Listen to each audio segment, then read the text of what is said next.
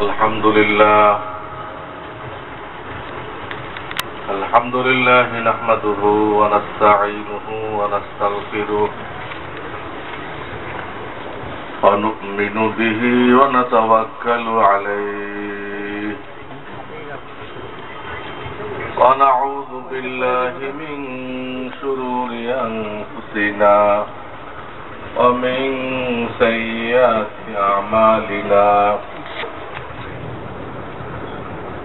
من يهده الله فلا مضل له ومن يضلل فلا هادي له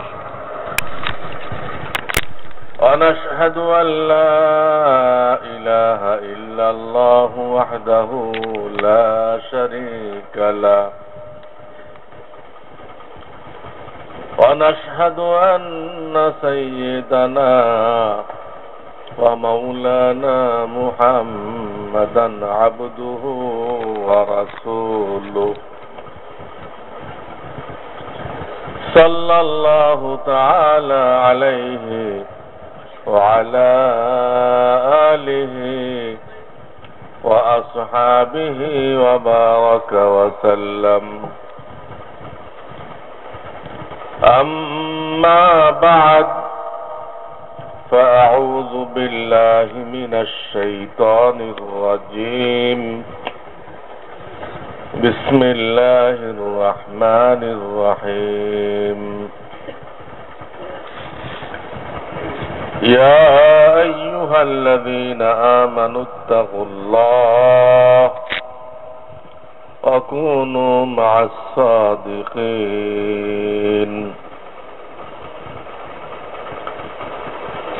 وقال رسول الله صلى الله عليه وسلم الناس على دين خليله فلينظر عمن يخالله صدق الله العلي العظيم وصدق رسوله النبي الكريم बुजुर्गान मोहतरम अल्लाह रब्बुल आलमीन दीनेर निस्बते सुन्नतेर नामेर उपरे आमादेरके एकसाथे बसार तौफिक दान करेছেন আলহামদুলিল্লাহ আলহামদুলিল্লাহ সুন্নাত এমন জিনিস মানুষ যখন এটা আমল করে এটা নিয়ে আগে বাড়ে তো আল্লাহ রাব্বুল আলামিন মাখলুককে তার সাহায্যে লাগায় দেন মাখলুক তাকে মোহাব্বত করে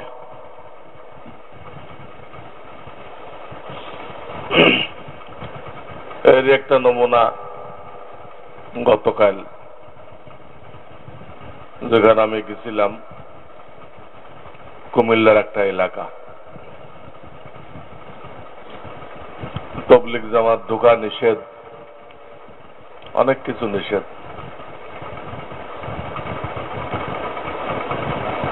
তো আল্লাহর মেহরবানি ওইখানের এক লোক উনি সহি আকীদা রাখেন সঠিক আকীদা উনি কিছু জায়গা দিচ্ছেন 1.5 বিঘার মতো জামিয়া রহমানিয়া থেকে একটা ছাত্র পাঠানো হয়েছে ছাত্র মানে তার পড়াশোনা হয়ে গেছে তো সেখানে কালকে মাহফিল ছিল তারা তো আমাদের টুপি দেখলে গালাগালি শুরু করে এমন অবস্থা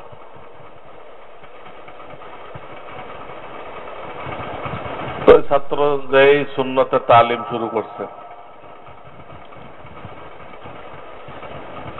তো আমরা সেখানে বয়ান করলাম ছাত্রদের সবক দিলাম আলহামদুলিল্লাহ তারা খুব ভালো ব্যবহার করল।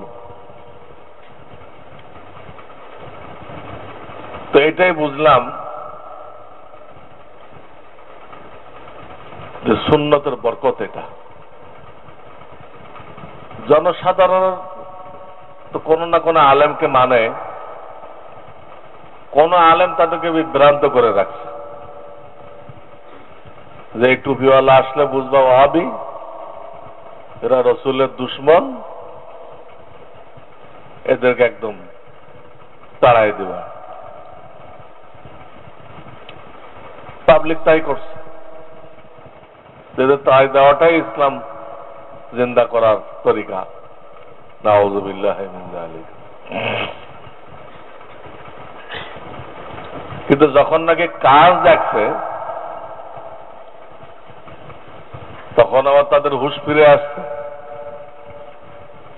যে আমাদের হুজুর তো খালি গালাগালি করে, অমুক হবি তমুক জাহান্নামী, এই ওয়াজ করে।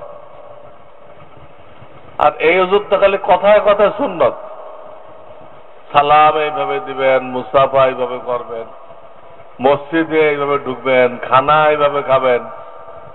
তো এইটাই তো আসল সুন্নত তো এটা। আর আমাদের হুজুর সুন্নত হলো খালি গালি দাও আর কোরআনের অপব্যাখ্যা করো। কোরআনের এমন অপব্যাখ্যা করে যে ঈমান থাকে না। এক আয়াতের অর্থ একটা, তাবলীগকে বুঝায় একটা, উল্টা বুঝায়। কি বুঝায়? ইন্নাল্লাহ লা ইয়াহদিল কওমিল কাফিরিন। কওমি মাদ্রাসা যারা জড়িত এরা সব কাফের, এদেরকে আল্লাহ হেদায়েত দেবেন না, এই নাকি আয়াতের অর্থ। তো পাবলিক তো বুঝে না এই আয়াতে কি আছে না আছে। নাউযুবিল্লাহি মিন যালিক। আমি এটাই বোঝাতে চাইছিলাম যে এরকম একটা বৈরী পরিবেশে আমাদের এই জামিয়া রহমানের একজন ফারেক, সে মাদ্রাসা শুরু করছে। পাশের একটা 12 বছরের মাদ্রাসা আছে, এখানে 8-10 জন ভর্তি হয়েছে ছাত্র মক্তবে, আর এটাতে ভর্তি হয়েছে 32 জন, আর আসতেছে মাশাআল্লাহ।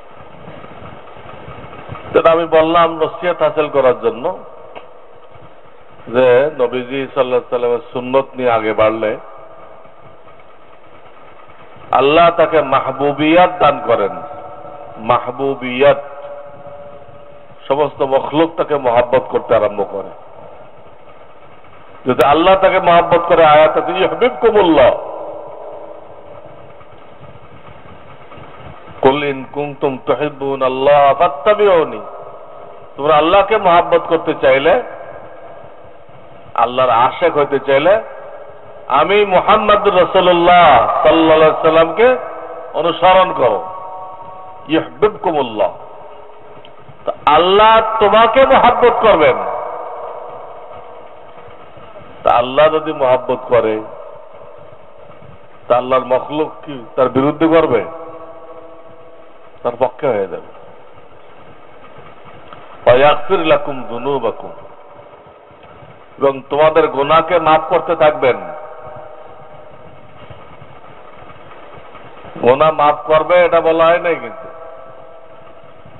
এই তর্জমা করি না, তোমাদের গুনাহ মাফ করবে। করবে বলে বোঝা যাচ্ছে একবার, কোন একবার মাফ করবে। কিন্তু আল্লাহ এখানে যে শব্দ ব্যবহার করছেন, এটা আরবি গ্রামারে এটাকে বলা হয় মুজারে। মুজারে বলা হয় যে ক্রিয়ার মধ্যে বর্তমান আছে, ভবিষ্যৎ আছে।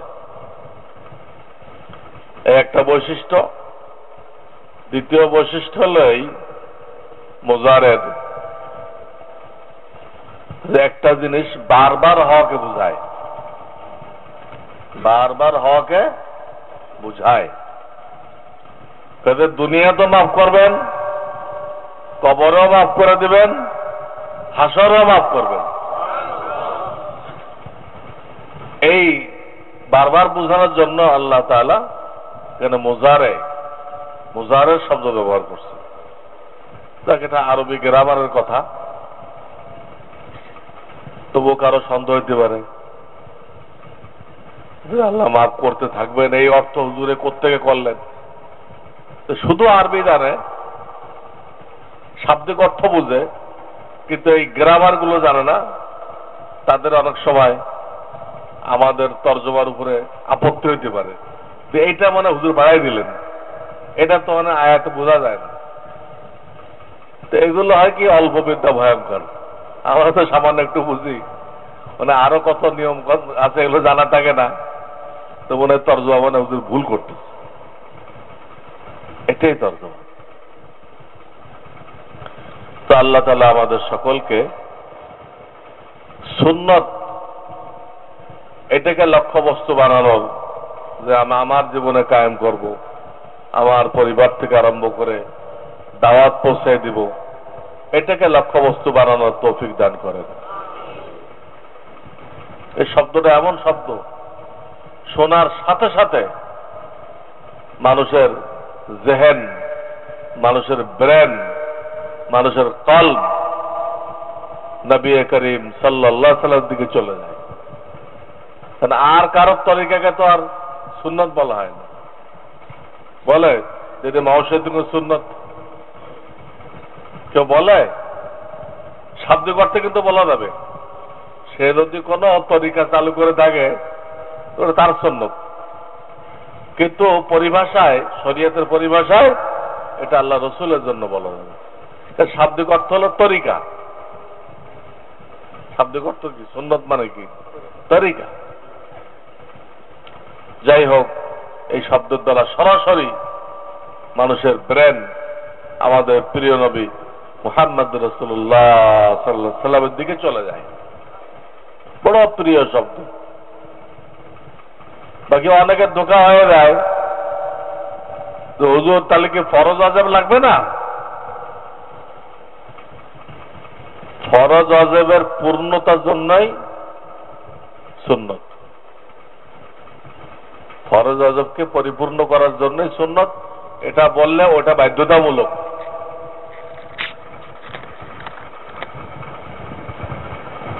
যেরকম কাউকে বলা হলো যে তুমি বিল্ডিংটার আস্তর করে প্লাস্টিক করে ভালো কালার দিয়ে দাও। আজকাল কি রং বেরোচ্ছে, প্লাস্টিক ভালো ভালো রং বেরোচ্ছে। এটা কাউকে বলা হলো, এটা কখন বলা হয়? যদি তার কাছে বিল্ডিং থাকে কিন্তু সে ফেলে রাখছে, রং টং করে না, বৃষ্টি বাদলে নষ্ট হয়ে যেতেছে, বলে ভাই তোর বিল্ডিং তো তাড়াতাড়ি শেষ, সুন্দর করে আস্তর করো, কালার দাও। তো সুন্নত এমন একটা জিনিস, সুন্নত যে করে সে কখনো ফরজ ওয়াজিব তরক করতে পারবে না। একটা হলে অ্যাক্সিডেন্টই তো সবকিছু হইতে পারে, ভুল ক্রমে একটা ভুল হয়ে গেল, কিন্তু সে অভ্যস্ত হবে না। সুন্নতের উপরে যে আমল করে সে ফরজ তরক করতে, ওয়াজিব তরক করতে অভ্যস্ত তো মারাত্মক না, এটা হবে না। কোন সময় বিপদ আপদে ভুল ভ্রান্তিতে একবার তরক হয়ে গেল, নামাজ কাজা হয়ে গেল, প্লেনে আছে পানিও নেই বাথরুমে, আবার ওরা ইট রাখে, মাটির ইট, কাঁচা ইট, এটাও নেই, তো নামাজ পড়তে পারলো না। নামাজ পড়তে পারলে উজু বা তায়াম্মুম কিছু লাগবে তো। উজুর ব্যবস্থা নেই, তায়াম্মুমের ব্যবস্থা নেই। এরকম মানুষের জীবনে অ্যাক্সিডেন্ট হয়। তো এটা ধরলে ওইগুলো হবে ইনশাআল্লাহ। এটা আল্লাহর পক্ষ থেকে একটা সুযোগ দেওয়া হয়েছে। সুন্নত যে আঁকড়ে ধরবে তার ফরজ ওয়াজিব এগুলো তরক হবে না, আর যেটা হবে ওটা বিশেষ ওজরে হবে, এটা ক্ষমাযোগ্য, আল্লাহ ক্ষমা করে দিবেন। তো আল্লাহ তাআলা আমাদের এই মজলিসকে কবুল করেন, এর ওসিলায় আল্লাহ তাআলা আমাদের দুনিয়া আখিরাতকে সুন্দর করে দেন। তো আমি একটা আয়াত পড়েছি, বারবার এই আয়াত পড়া হয়, পড়তে থাকতে হবে। ঈমানদারগণ, তোমরা তাকওয়া অবলম্বন করো, আল্লাহর ভয় এটা দিলের মধ্যে আনো। কেমনে আনবা? ওয়াকুনু মা'আস সাদিকিন, আল্লাহ ওয়ালাদের মজলিসে বসো, তাদের সহবতে বসো, তাহলে তোমার দিলের মধ্যে আস্তে আস্তে আস্তে আস্তে এই ভয় আসতে থাকবে। আস্তে আস্তে এক পর্যায়ে এসে তুমি আর গুনাহ করতে পারবে না, ঘৃণা সৃষ্টি হবে, দিল কাঁপতে থাকবে, আমার আল্লাহর নাফরমানি তা আমার দ্বারা কিভাবে সম্ভব? এই গুনাহরত অবস্থায় যদি আমার হায়াত শেষ হয়ে যায়, তো আমি তো ঈমান নিয়েও হয়তো যেতে পারবো না। গুনাহরত অবস্থায় যদি কেউ মৃত্যুবরণ করে, তো প্রবল আশঙ্কা থাকে সে ঈমান নিয়ে মরতে পারলো না। এই জন্য মুমিন গুনাহকে খুব ভয় পায়। কে জানে আমি গুনাহ করতেছি, এই সময় মৃত্যু এসে পড়লো, ভূমিকম্প শুরু হয়ে তার তলে চাপা পড়ে গেল, তো ঈমান কখন থাকবে? আর গুনাহরত অবস্থায় হাদিসে আসছে, ঈমান তার থেকে বের হয়ে উপরে এরকম লটকায় থাকে মেঘের মতো। লা ইয়াজনি জানি হিনা ইয়াজনি ওয়া হুয়া মুমিনুন, কোন জিনাকারী যখন জিনা করে তো ঈমানের হালাতে জিনা করে না, ঈমানের হালাতে কাউকে কতল করে না, ঈমানের হালাতে মদ খায় না, ঈমানের হালাতে চুরি করে না। কয়েকটা কথা একই হাদিসে, যে কটা আমি বললাম এই কটার সাথে খাস না, সব গোড়ার জন্য এই কথা। তো এই জন্য এই আয়াতে বলা হয়েছে, হে ঈমানদারগণ, তোমরা দিলের মধ্যে তাকওয়া হাসিল করো, আল্লাহর ভয়। কেমনে করবা? আল্লাহ শুধু আদেশ দেন না, ওটা কিভাবে হাসিল হবে এটাও বলে দেন। দুনিয়ার সরকাররা যখন আদেশ দেয়, তো কিভাবে আপনি করবেন এটা তারা বলে না, বাস আমাদের অর্ডার, কেমনে করবা তুমি জানো, কেমনে করবা তুমি জানো। সরকারের কোনো মাথা ব্যথা নেই। দুনিয়ার সরকাররা যে কোনো দেশের কথা বলতেছে, হুকুম দিয়ে দেয়। আল্লাহ এরকম হুকুম দেন না, যদি হুকুমও দেন ওটা বাস্তবায়ন করার একটা সহজ পদ্ধতিও বলে দেন। এটাও বলে দেন যে কেমনে তাকওয়া হাসিল করবা, এর তো কোনো আলাদা মার্কেট নেই, তো কিন্তু তাকওয়া কিনে আনলে। তাকওয়ার মার্কেট তো আল্লাহ ওয়ালাদের দিল। এই জন্য এটা আল্লাহ ওয়ালাদের মাকুলা, লিকুল্লি শাইইন মাআদিন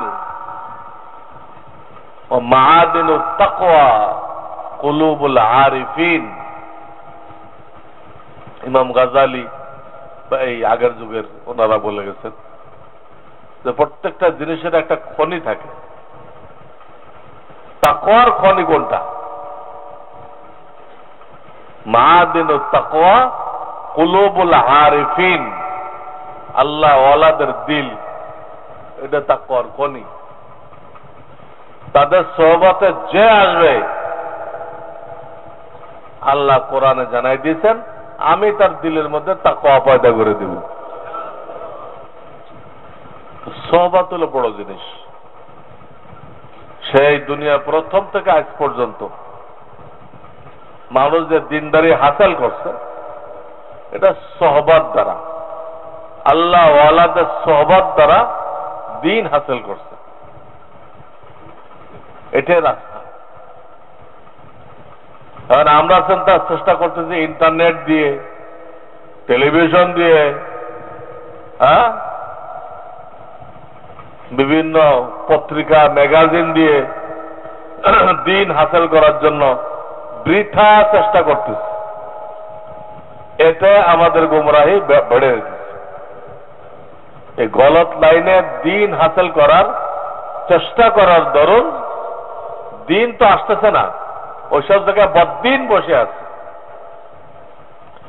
তারা দিনের আবরণে বদ্দিনকে পেশ করতেছে। এই জাকির নায়ক এখন বলতেছে কোন মাযহাব মানার দরকার নেই, হাদিস বগলে রাখো, ওই দেখে দেখে আমল করো। অথচ আমরা যারা হাদিস পড়াই, আমরা হাদিস পড়ছি এবং সারা জীবন হাদিস পড়াইতে আমরা বুঝি যে হাদিস দেখে আমল করা যায় না, আমল করা যায় না। এই প্রসিদ্ধ হাদিস যারা লিখছে, বুখারী শরীফ, মুসলিম শরীফ, আবু দাউদ শরীফ, নাসাই শরীফ, তিরমিজি শরীফ, ইবনে মাজাহ শরীফ, এরা প্রত্যেকে চার ইমামের কোন এক ইমামকে মানছে, হাদিস জমা করে দিচ্ছেন। তো উনি ব্যক্তিগত আমল করার জন্য কি করছেন? মাযহাব মানছেন। তো ওনার কিতাবে কোন একটা অধ্যায় উনি আনেন নাই যে তোমরা হাদিস দেখে দেখে আমল করো। এটা সম্ভবপর না। এই জন্য সম্ভবপর না যে ইসলামটা একদিনে পূর্ণতা অর্জন করে নাই, আস্তে আস্তে আস্তে আস্তে আগে বাড়ছে। এই আস্তে আস্তে আগে বাড়ার কারণে এর মধ্যে হাজারো কথা রয়ে গেছে, দুটা দুই রকম, দুইটা দুই রকম। কিন্তু ওইখানে বলা নাই যে কোনটা আগে কোনটা পরে, সুতরাং পরেরটা দিয়ে আগেরটা রহিত হয়ে গেছে, পড়ানোওয়ালা বলে দেয়, ওইখানে তো লেখা নেই। হ্যাঁ, নবুয়তের অষ্টম বছর ইরানের কিসরা জয়লাভ করলো রোমের কায়সারের উপরে। এই দুটা পরাশক্তি ছিল, পরাশক্তি ওই জামানার। তো ইরানের সাথে মক্কার মূর্তি পূজকদের একটা মিল আছে। কোন দিক দিয়ে? এরা মূর্তি পুজো করে, ওরা আগুন পূজা করে। আবার রুমওয়ালাদের সাথে মুসলমানদের একটা মিল আছে। ওরা আসমানি কিতাবের দাবি করে, ওরা এটা রসুলকে মানে, নবী রসুল মানে। যত সেটা এখন কি হয়ে গেছে, রহিত, তবু তো আসমানি কিতাব তাদের কাছে আছে, তাওরাত, ইনজিল, এগুলো তারা মানে। তো কিছুটা মিল হলো কাদের সাথে? মুসলমানদের সাথে। এই জন্য মুশরিকরা এত ঈদ পালন করতেছিল, মক্কার মুশরিকরা। আজকে যেমন নাকি ইরান জয়লাভ করছে, কায়সার শেষ, হে মুসলমানরা কয়েকটা দিন দেরি করো, আমরাও জয়লাভ করবো, তোমরা শেষ। তখন সূরা রুম নাযিল হল। কোরআন শরীফের 21 পারায় রুম নামে দেখবে একটা সূরা আছে। ওই সূরার প্রথম আয়াতগুলো নাযিল হল। আল্লাহ বলেন যে গলিবাতির রুম, এই মুহূর্তে রুম পরাজিত হয়ে গেছে। সামনে আছে অহম মিন বাদে গলাবিহিম সায়াগলিবুন, কিন্তু তারা আবার বিজয়ী হবে। কি আছে? আবার কি হবে? বিজয়ী হবে। ফি বিজঈ সিনিন, কয়েক বৎসরের মধ্যে। এই আয়াত নাযিল হওয়া শুনে আবু বকর সিদ্দিক রাদিয়াল্লাহু তাআলা আনহু দৌড়ে গেছেন কাফেরদের মধ্যে, তোমাদের আর এত লাফালাফি করা লাগবে না, আর ঈদ পালন করা লাগবে না। কেন? তোমাদের এই কিসরা তো পারবে না, ও আবার হারবে কোথায়? রোমের কাছে হারে যাবে। একটা কাফের নেতা উবাই ইবনে খালফ, একটা হচ্ছে উমাইয়া ইবনে খালফ, এটা না কিন্তু উমাইয়া ইবনে খালফ না, উবাই ইবনে খালফ, সে ওনার প্রতিবাদ করলো, তাহলে বাজি ধরো আমার সাথে, কাঠটা ঠিক হয় দেখি। কাফের কাছে কোশ্চিন কালো সম্ভবপর না, ওরা হারছে, ওদের রাজধানী কুস্তুনতুনিও তারা রক্ষা করতে পারে নাই, আবার কেমনে তারা জয়ী হবে?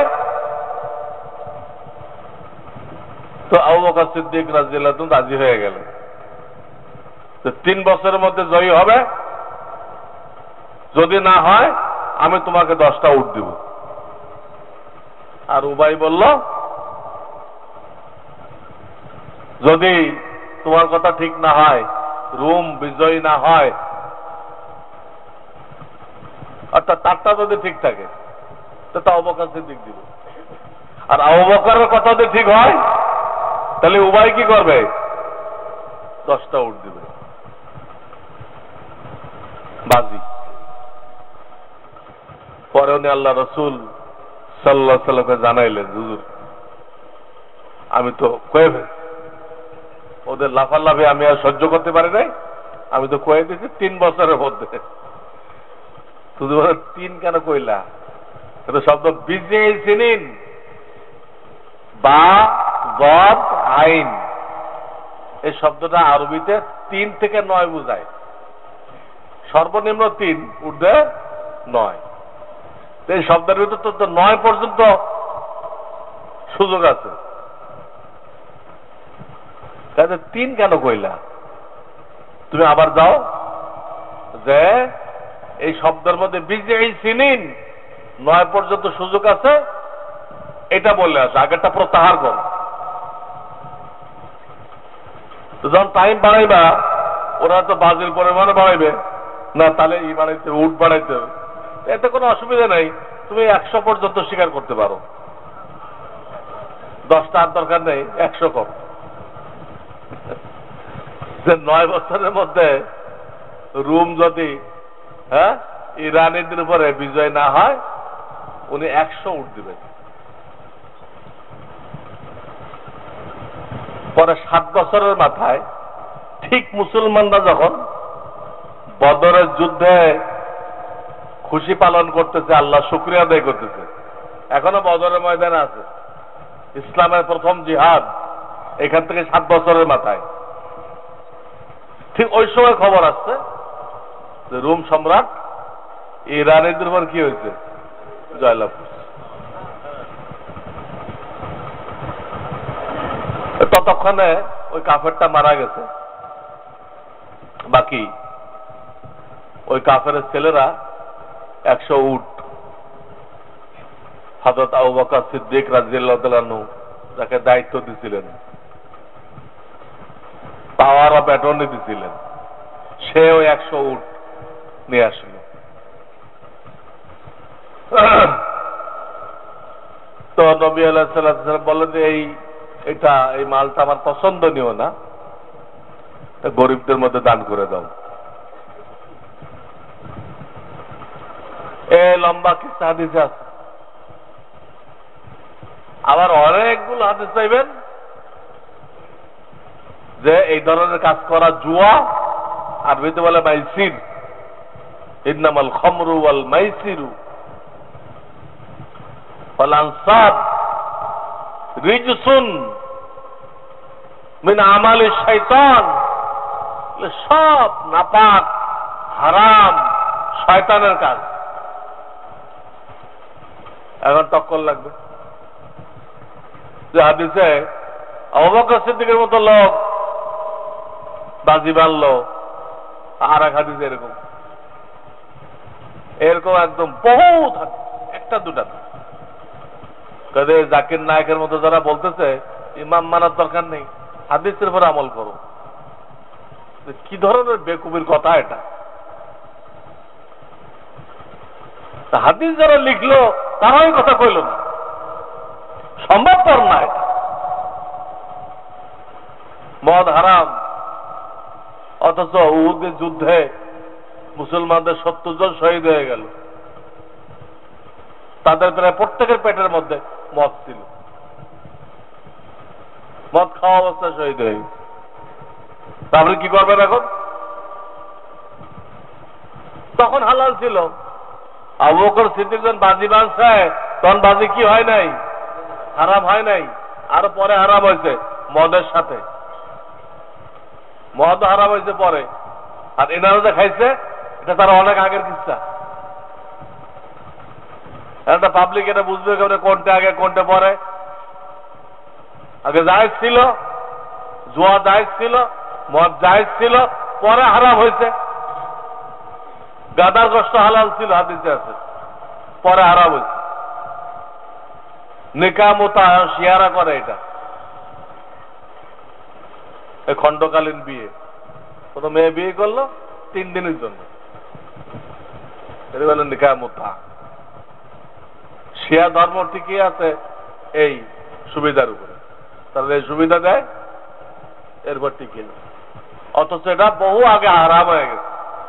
এবং শিয়ারা যারা বেশি গুরুত্ব দেয় হযরত আলী রাদিয়াল্লাহু তাআলা তার থেকে হাদিস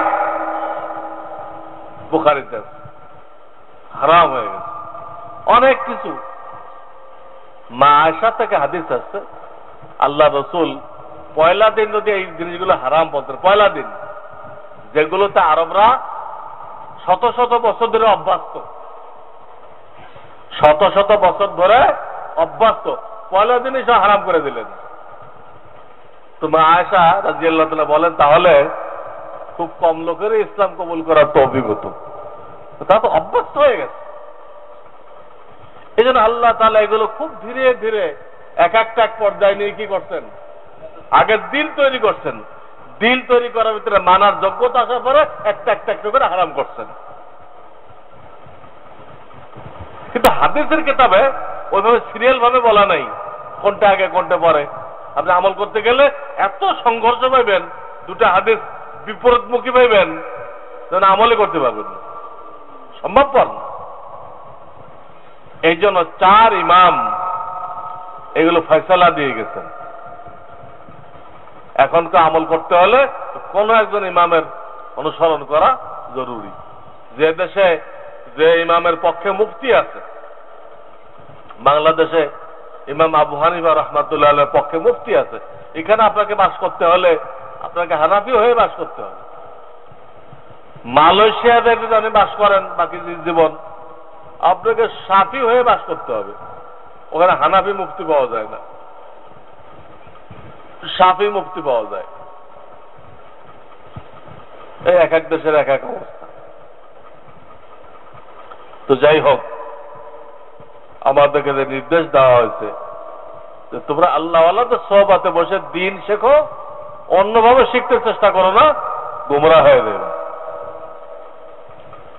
এখন শাওয়াল মাস চলতেছে,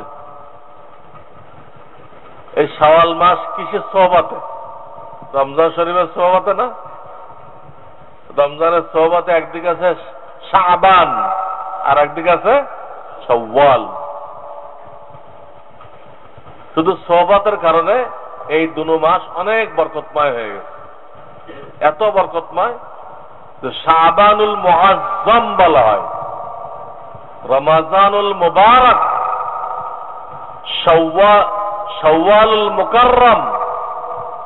রমজানের সাথে মুবারক, আর আগের মাসের সাথে মুআজ্জম, আর বর্তমান মাসের সাথে মুকাররম, এগুলো লাগানো হয়েছে কেন?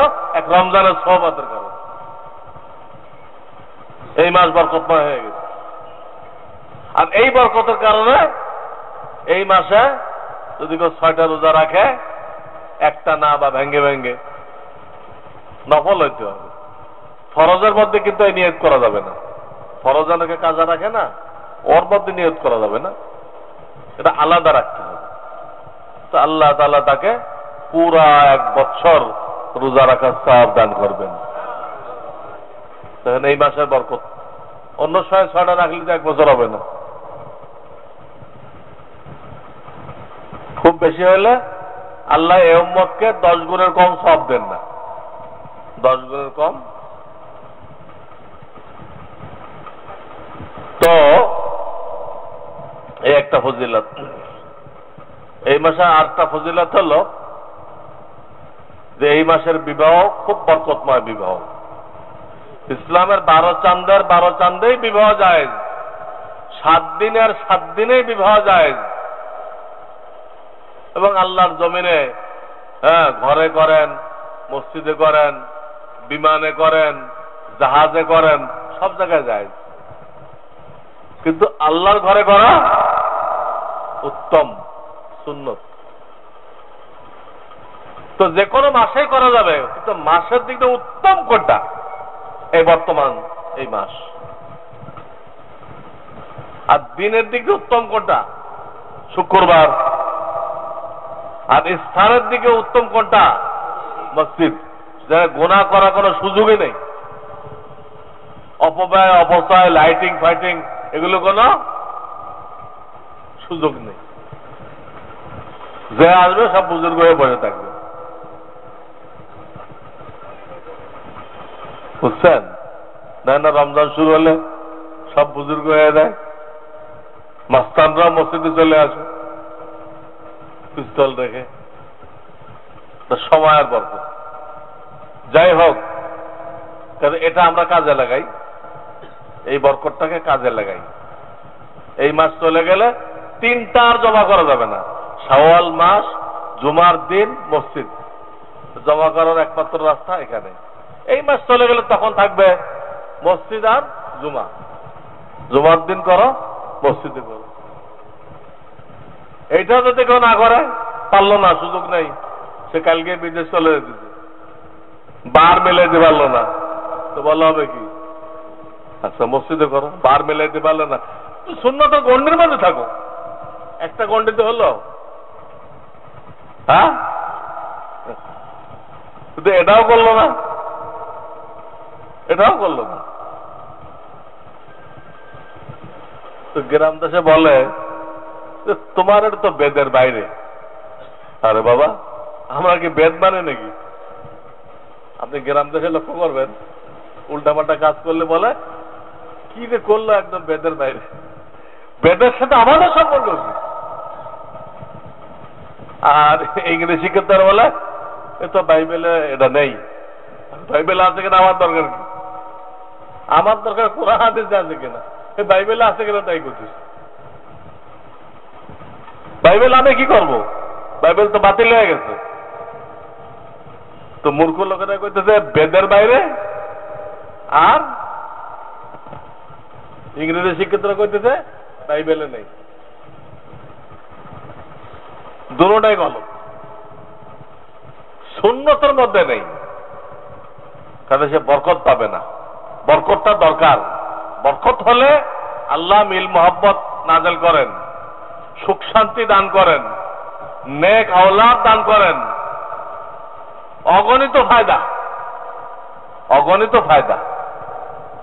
এই জন্য এই মাসটাকে কাজে লাগাইতে হয়। শাওয়াল মাস, কেউ নিজে বিবাহ করবে, কেউ ছেলে বেলে বিবাহ দিবে, কেউ নাতি নাতকুর বিবাহ দিবে, তো এই মাসে ভালো।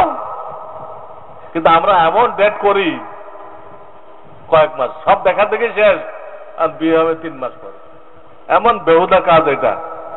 আল্লাহর হাবিব বলে গেছে যে কয়েকটা কাজে দেরি করো না। কয়েকটা কাজে, নামাজে যখন মুস্তাহাব টাইম এসে গেল আর দেরি করো না। তারপর মুর্দাকে দাফন করার ব্যাপারে দেরি করো না। আর মেয়েদের যখন বিবাহ শাদীর ব্যবস্থা হয়ে গেল আর দেরি করো না। হয়ে গেছে, তুই 3 মাস কি করবা? কয় গয়নাপাতি বানাইতে হবে, তো গয়নাপাতি ফরজ না ওয়াজিব? আপনি এটা করতে দেয় 3 মাস পিছাই দিলেন, রসুলের কথাটাকে অমান্য করলেন, তো বরকত করতে পারবেন আপনি। আর তারা টেলিফোনে কথা বলতে থাকবে, সব ঠিক হয়ে গেছে। ওরা কি মনে করতেছে আমাদের বিবাহ তো হয়ে গেছে। দেখা যায় এই করে যখন ফাইনাল করে, ছেলের মা আংটি পরায় দেয়, শরিয়াত না, তো ছেলে মেয়ে কি মনে করে হয়ে গেছে। এখন তারা সমানে কথা বলতেছে বা একসাথে ঘুরতেও দেখেছে।